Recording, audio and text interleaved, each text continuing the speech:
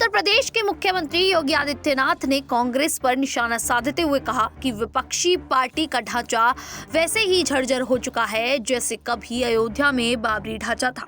CM योगी ने जींद के नरवाना, सोनीपत के राई, करनाल के असंध में चुनावी रैलियों को संबोधित किया। उन्होंने लोगों से जाति की राजनीति को खारिज करने और तेज विकास के लिए हरियाणा में भाजपा को फिर से सत्ता में लाने की अपील की। सीएम योगी ने कांग्रेस और इंडियन नेशनल लोकदल दोनों पर निशाना साधा। उन्होंने कहा कि वे परिवारवाद में व्यस्त हैं। उन्होंने आम आदमी पार्टी और बहुजन समाज पार्टी पर भी निशाना साधा। बसपा इनेलो के साथ गठबंधन कर राज्य विधानसभा चुनाव लड़ रही है। सीएम योगी ने कहा कि आज कांग्रेस का ढांचा वैसे ही झरझर हो गया है जैसे कभी अयोध्या में बाबरी ढांचा था, जब भगवान राम के भक्तों ने नारा लगाया था, एक धक्का और दो, बाबरी ढांचे को तोड़ दो। उन्होंने कहा कि बाबरी ढांचा हमेशा के लिए ध्वस्त हो गया, गुलामी का ढांचा ध्वस्त हो गया, अयोध्या में राम मंदिर निर्माण का मार्ग प्रशस्त हुआ।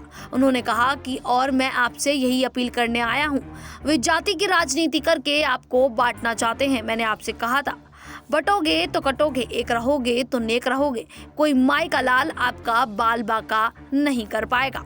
सीएम योगी ने आरोप लगाया कि कांग्रेस ने ननकाना साहिब कॉरिडोर के निर्माण में बाधाएं पैदा की। उन्होंने 1984 के सिख विरोधी दंगों को लेकर भी कांग्रेस पर निशाना साधा। उन्होंने कांग्रेस नेता के अमेरिका में हाल में दिए गए बयान का जिक्र करते हुए कहा कि और राहुल गांधी विदेश में क्या कह रहे थे, वह सिखों को गाली दे रहे थे, वे भारत को बदनाम कर रहे थे।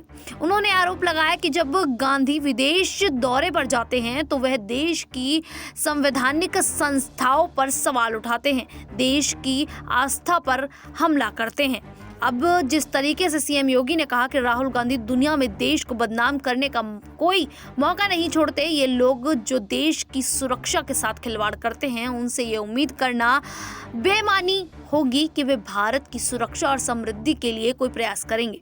योगी ने आरोप लगाया कि आज़ादी के बाद अपने राजनीतिक हितों के लिए उन्होंने समाज को आपस में लड़ाने का काम किया। भाजपा नेता ने कहा कि कांग्रेस ने लंबे समय तक देश पर राज किया, लेकिन उन्होंने एक भी हवाई अड्डे का नाम महर्षि वाल्मीकि, संत रविदास या वी.आर. अम्बेडकर के नाम पर नहीं रखा। वे अपने परिवार के नाम पर इनका नाम रखते थे।